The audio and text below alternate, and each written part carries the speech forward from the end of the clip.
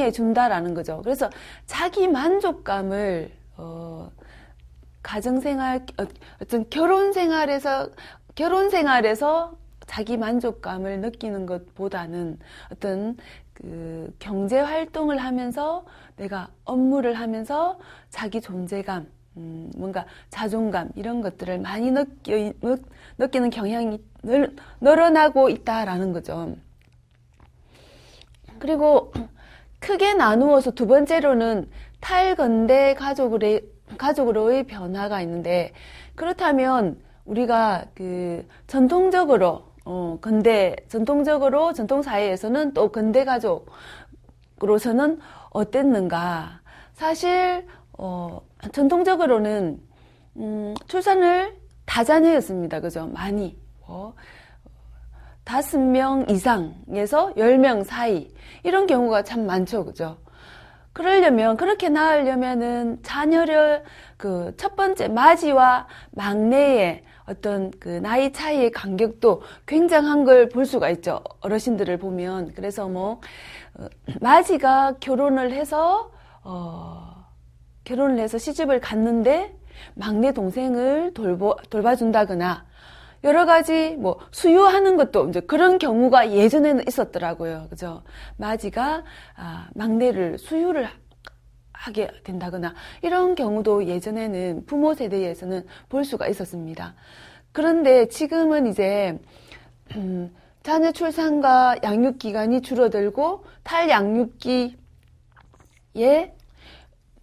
중년 노년 부부가 둘 만나서 함께 보내는 빈둥지 시기가 많다라는 겁니다.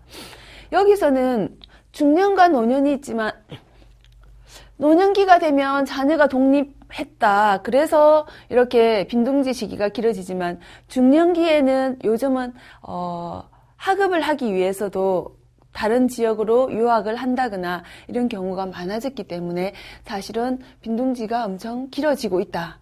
그리고 이와 같은 변화는 가족 생활에서 부부 관계의 질에 대한 비중이 점점 더 중요해지고, 그리고 또 조기 은퇴나 황혼 이혼이 주요 가족 문제로 나타나고 있는 실정이다. 이렇게 가족 주기의 변화가 있다라는 거죠.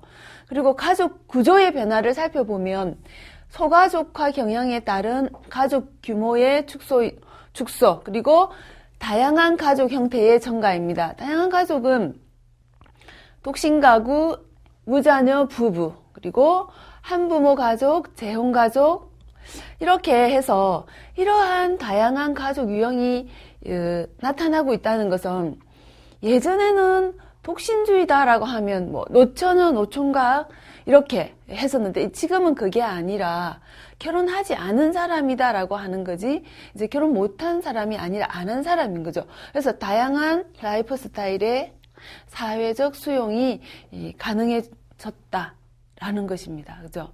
그런 어떤 뭔가 외부에서 볼 수 있는 그 외부에서 바라봐주는 그 시각적인 어떤 인식 이런 것들도 많이 달라졌다라고 볼 수 있겠죠.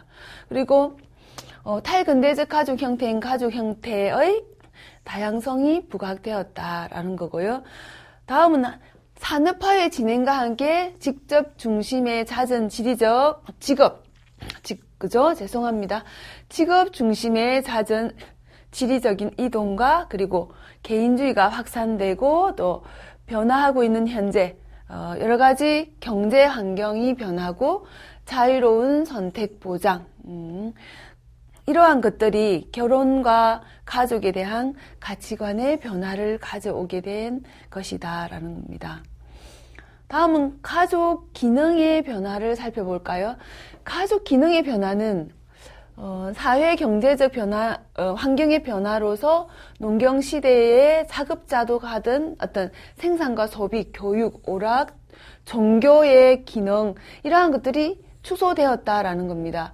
사실은 자급자족하고 가족끼리 농사를 지어서 이렇게 우리 가정에 필요한 농산물 그리고 농산물을 사용하게 되고 교육도 가족 내에서 할아버지가 손자를 교육시킨다거나 이렇게 많이 했었죠. 그죠?